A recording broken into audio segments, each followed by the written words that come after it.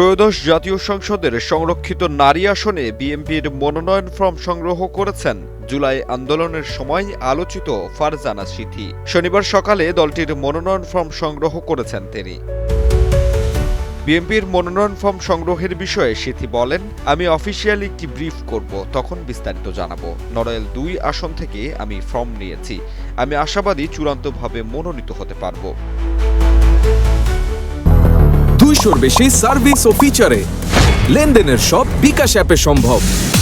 ফারজানা সিথির বাড়ি যশোরে। তিনি আন্তর্জাতিক স্বেচ্ছাসেবী সংস্থা দ্য হাঙ্গার প্রজেক্ট বাংলাদেশের বরগুনা সদরের সাধারণ সম্পাদক হিসেবে দায়িত্ব পালন করছেন। তিনি government college of applied human সায়েন্সের ১৯-২০ সেশনের শিক্ষার্থী। গত শুক্রবার সকাল ১১টায় রাজধানীর নয়াপল্টনে দলের কেন্দ্রীয় কার্যালয়ে দলীয় ফর্ম বিক্রির কার্যক্রম উদ্বোধন করেন প্রধানমন্ত্রী তারেক রহমানের উপদেষ্টা ও বিএনপির সিনিয়র যুগ্ম মহাসচিব রুহুল কবির রিজভী।